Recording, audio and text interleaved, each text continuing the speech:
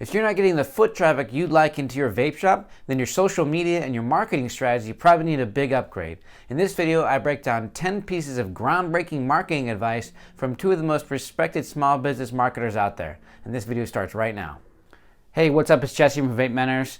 This video was inspired by an interview that I saw from Gary Vaynerchuk and John Taffer. Now, if you don't know who these two people are, then I highly suggest you go and research them. John Taffer is a very successful restaurant and bar owner, and also was a star of a reality TV show called Bar Rescue, which I absolutely loved. He taught me so much, and he's got a book called Raise the Bar that was also very good. It applies to any brick and mortar business. It doesn't apply just to bars and restaurants. I highly recommend that you get that book and you follow John Taffer.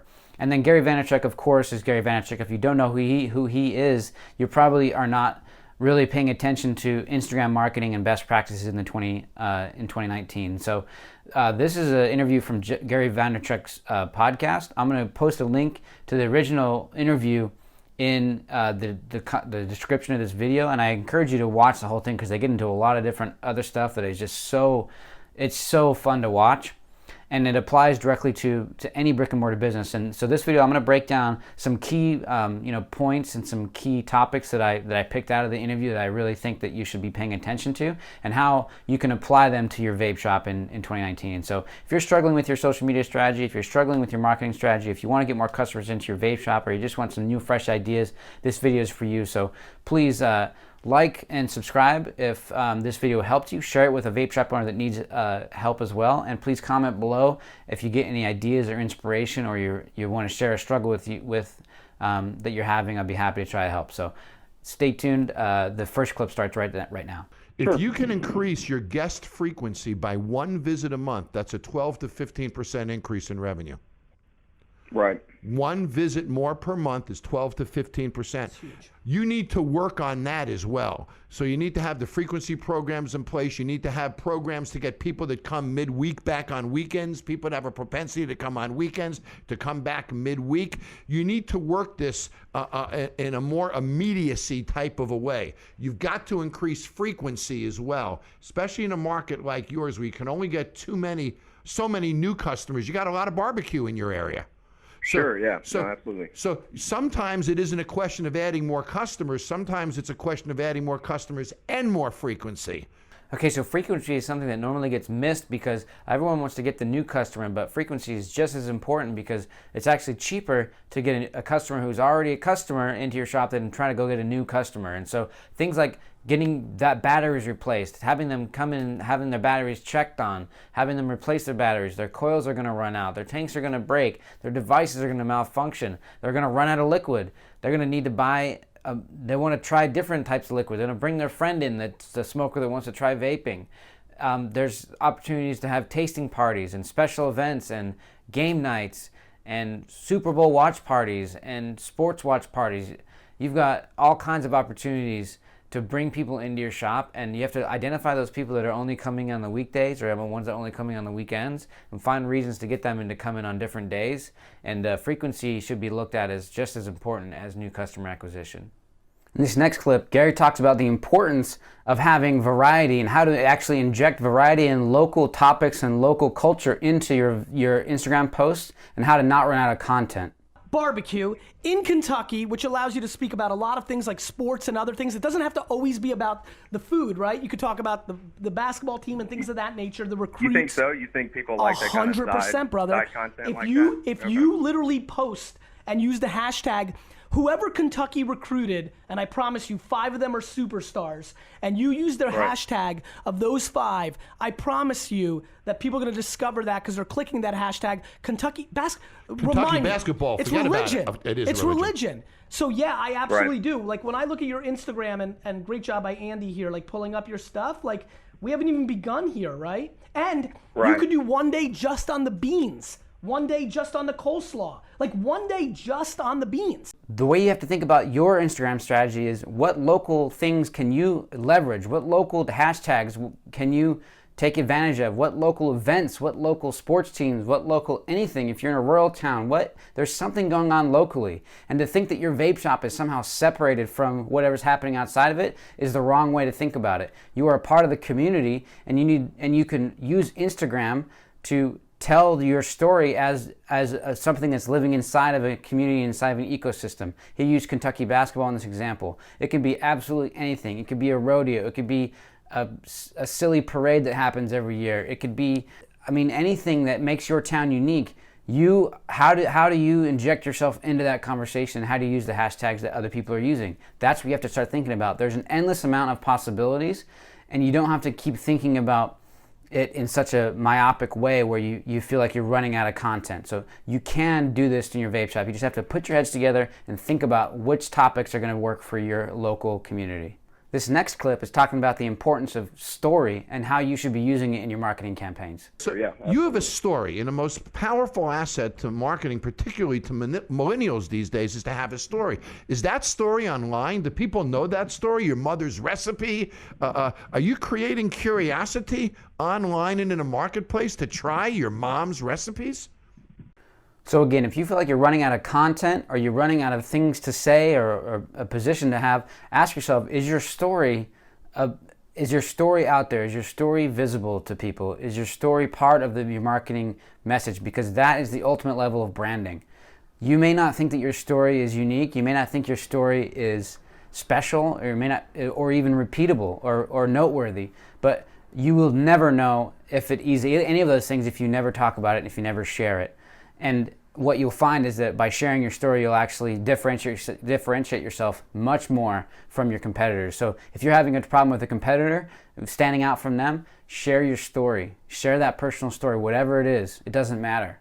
Share it. And that's the importance of this message.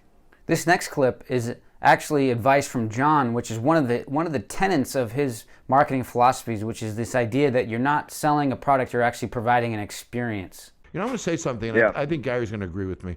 You know, we're not in the content business. We're not in the restaurant business. You're not in the barbecue business. We're all in the business of creating reactions.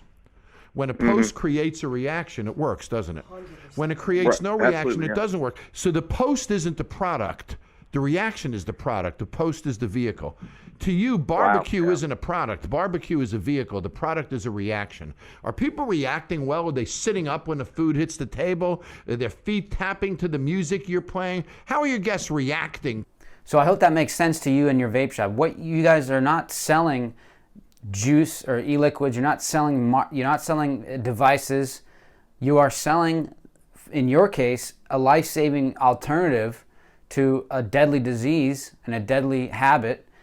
And that right there is probably the most powerful experience that you could sell. We're blessed to be able to sell that type of experience rather than just a restaurant, which is just, oh, I'm hungry, I need to go and, I want to have this great experience at a restaurant. I want to have a great experience with my life, with my health, and with my family. That's the experience that you have to remember that you're selling, and that's going to help you with your marketing messages and also with your customer service, with what you sell and how you sell it and how you present it and how you talk about it. So think about how your product is not the actual physical thing that your customer's walking out of the store with, but actually what feeling are they walking out of the store with. That's what you got to focus on. In this next clip, Gary talks about what does that media production process actually look like and how you're going to execute it, and how willing are you to invest the resources to get it done. I think you should I think you should literally get an intern from a local high school or college if you can't afford it, or if you can afford it, or you have a relative. I think they should literally film you every single day, and you should put out a piece of content for 3-minute, 7-minute, 19-minute video on a day-to-day basis. Lyle's Barbecue, day-to-day, every single day. From those videos, I think you should do 4 posts on Instagram, 7 on Twitter, 5 on Facebook, and I think you should start a barbecue podcast, Kentucky Barbecue Podcast, and put out a show once a week on audio. Above and beyond working every day. So if this sounds like a lot of content, the thing is, it is a lot of content, but that's the way you are going to succeed marketing your business online in 2019. This is coming from a marketing master that knows about organic traffic, and we know the plight of the vape shops, that we don't have a lot of organic or paid traffic opportunities, so we can only focus on organic traffic. This process that he described is possible. It will work for your vape shop, and it's something that you can do whether or not you have video production or online or digital media production experience at all. You can do this, and it's a requirement. It's a requirement for you to be successful in 2019 and beyond.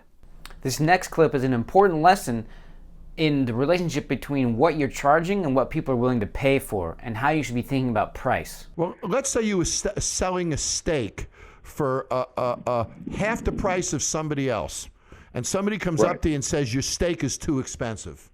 They're not saying it's too expensive because they pay twice the price for a steak someplace else. They're telling you your steak is not worth the price.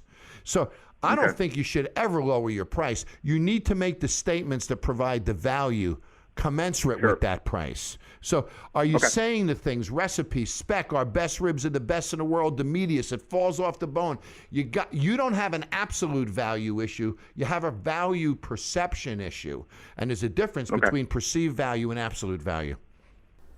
So this difference between perceived value and absolute value is such an important thing to remember, especially when we're living in an online world where vape shops are always, complaining about, rightfully so, the prices online and how cheap they are, and how people are selling some liquids at wholesale prices almost. And in some ways those things will wash themselves out, and that will stop eventually. But in the meantime, you have to understand perceived value. And if people are looking at the price that they're paying for your premium e-liquids and they're saying, this is too expensive, this is crazy, why are you charging this much?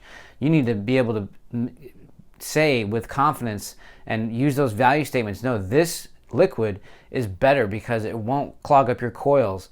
It'll taste better. It's got better ingredients. It's from a better manufacturer. The manufacturer that uses this is doing advocacy, and they are doing everything the right way. And if you really care about the vape industry, you will buy this juice over that cheap juice because this is the way forward, and this is how we're going to actually survive. And so think about how the way you talk about your products affects the price that people are willing to accept. This next clip is probably my favorite part of the entire interview because John really hits on an issue that I think a lot of vape shops are feeling, especially in the environment that we're in right now. And so it's about not making excuses. What you're doing is you're assuming an excuse, which is worse than making an excuse in and of itself. Yeah, I mean, don't assume anything until you know it. That's what's exciting about this environment and the things that you're doing is you can test all of these. And it's not only what you do, it's how you do it, as Gary's saying, to make it work effectively. But don't make the excuse out of the gate, because then you're going to discount your initiative and your effort before you start. So I hope you see how that applies directly to the vape industry, because all we hear sometimes is excuses. The FDA's after me. Juul did this to me. This company is making child appealing labels. We're all a victim here. We can't use Facebook advertising. We can't use paid ads. How can Juul get away with their commercials and we can't? These are all excuses, and in some ways, a lot of, especially with the commercial question, people just assume that you couldn't do commercials because we don't know. They didn't actually do the research. And what we found out is that you can do commercials. Vape shops, local vape shops have done TV commercials and radio commercials. Juul's doing commercials. There are commercials all over the place for vaping, and it's just a matter of mindset and perception that we thought that we couldn't do them. And so what other mindset things are holding you back, and what other false facts that you tell yourself that are not true that are holding you back? And that's what you have to really ask yourself. Do not make assumptions and excuses before you even know anything. So this next clip is a very important concept, which is what I call buying customers. And this is something you need to understand, especially in an environment where you can't use paid advertising. Again, is this a problem or is it an opportunity? And depending on how you frame it, it's an opportunity. If you listen to this advice, I think you'll see that it can be an opportunity if you think about it the right way. If you buy a guest through traditional media, the cost of that guest is typically $40 to $80. Bingo. So let's say your rib dinner costs you $5, food costs, the ribs, the potato, the platter, the whole thing. I would give out 100 coupons for a free rib dinner to people that have never been there before. No restrictions. So now, Gary walks up to the front door with a coupon. I got a coupon for a free rib dinner. Never been here before. Come on in. First of all, I don't pay till they come. Second, I'm paying $4.65, not $40 to $60 per each customer. Right. And then here's something that nobody else will tell you. If somebody goes to a restaurant for the first time and has a flawless experience, the statistical likelihood of them doing a second visit is about 40%. They come back a second time and have a flawless experience. The statistical likelihood of a third visit is still about 42%. The third time they come, the statistical likelihood of a fourth visit is over 70%. So Wow. you got to market to 3 visits, not 1. Go ahead. Okay, so you put a red napkin at the table. Gary sits down, he's eating dinner. Now he's getting his free rib dinner, orders water, costs him nothing. I know he's a first-time customer because he's got a red napkin. When he's leaving, the manager comes to the table, writes on the back of a business card, $5 off chicken. Did you like the ribs? Loved them. You got to try my chicken. Come in for the chicken. Now I'm prompting a second visit, not with a printed coupon, a handwritten card. Now he comes in for the second visit, drops the business card on the table.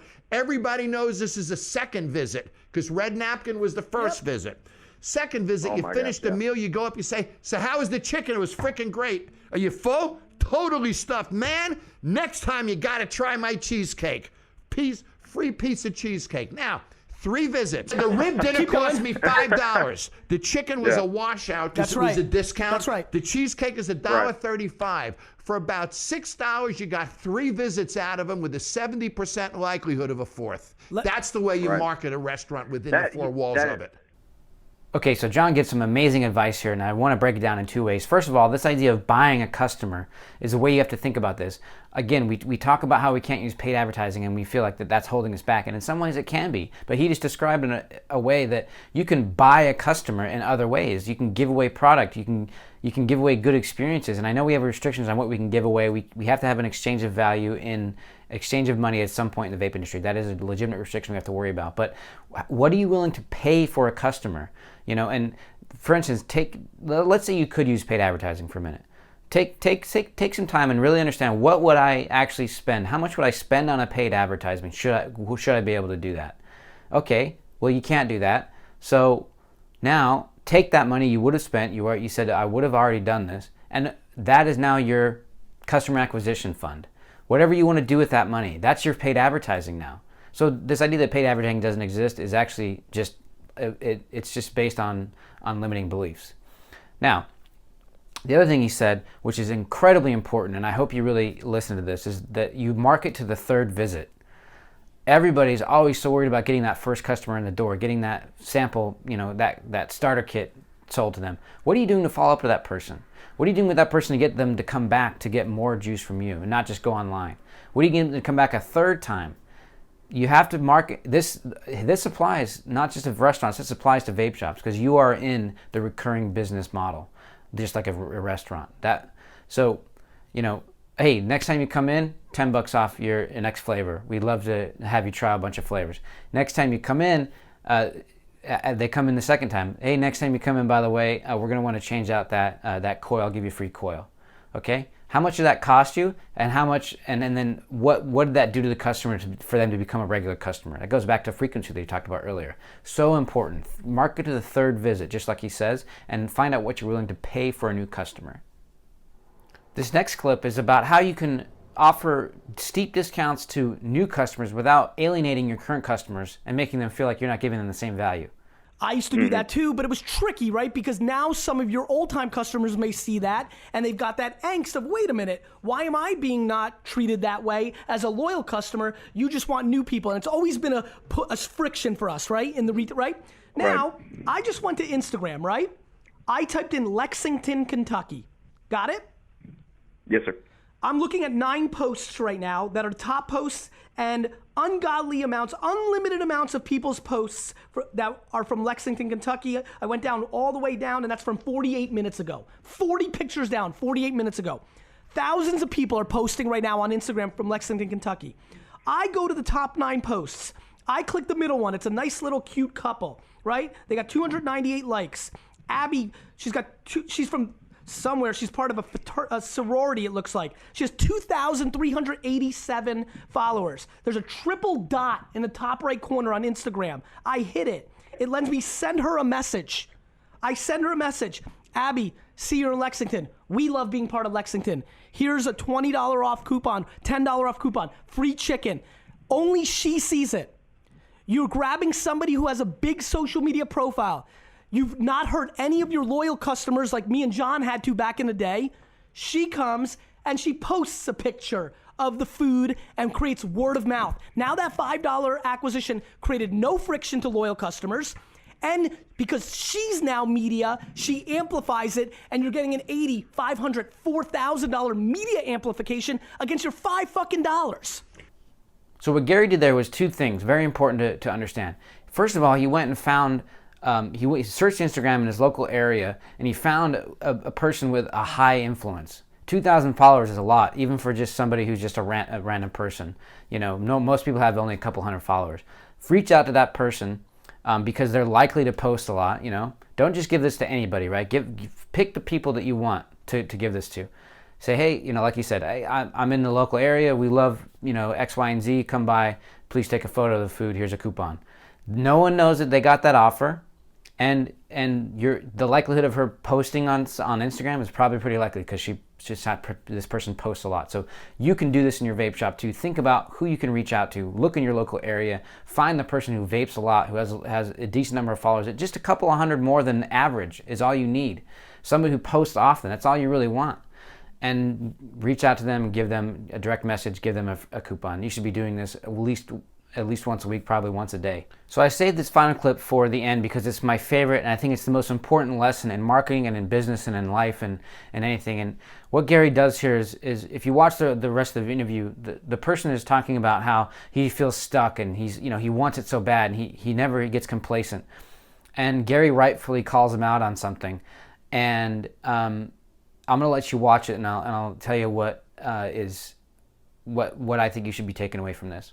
By looking at your Facebook and YouTube and Instagram in a 2018 environment around food culture that is completely being dominated by consumption online, I don't think your actions are speaking to you being hungry. Okay, so you see how that's powerful, right? You see how that is applicable to you and to other people in the vape industry that are feeling like they're struggling, to the people that are complaining about all these things, to the people that are feeling like victims, to all the stuff that I talked about in this video about they can't do paid ads, so what are they going to do? Oh, the FDA, woe is me, Juul, Altria, all these things that we find ourselves complaining about. Look at your Instagram. Look at your efforts. Look at what you're doing. That's what prompted me to even make this video, is that, you know, VapeMentors can do a better job of putting out more consistent content and providing value to the people that follow us. Okay? How bad do you want it? And if somebody that you didn't know you at all looked at your business and looked at the efforts you're putting into, would they honestly tell you, oh man, you are hustling, you are really, really trying, I can see that you really want it that bad? If the answer is they probably wouldn't, then you need to make a decision. Maybe this isn't the right business for me, or maybe I need to acknowledge that I either need help or that I'm not that committed to it. And you need to make changes. And so that's the lesson that I think is more important than anything other than all these other stuff. That's all tactics. It's all stuff that, yes, you should implement that and you should think about how it applies to your business. But the mindset is so important for an entrepreneur and for a business owner. Okay, so that's the end of the video. I hope it was super helpful for you. Please share this with other vape shop owners that are struggling. Like this video, subscribe. We're going to be doing a lot more content. And then let me know in the comments what you actually are struggling with. Maybe I can help you with some of this stuff.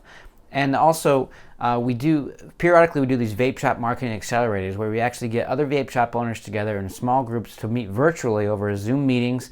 And it's small mastermind. And we give you guys homework. We help you with specifically what you're dealing with mindset, with social media, with marketing, with SEO. Whatever it is, we give you help, and we get help from the other people in the accelerator at the time with you, and it's over a 3-week period. It's some of the most impactful stuff that people have done for their business. We've gotten a lot of really great reviews about it. So if you're interested in joining one of our marketing accelerators when we open it back up, click the link in the description and you can sign up to receive alerts for when we open up our marketing accelerator, okay? Thank you so much, and here's to your success. This is Jesse from VapeMentors. This video is made possible by TapMango. Keeping customers is hard. TapMango helps you build an engaged community of raving fans. That's because it's not just a loyalty program.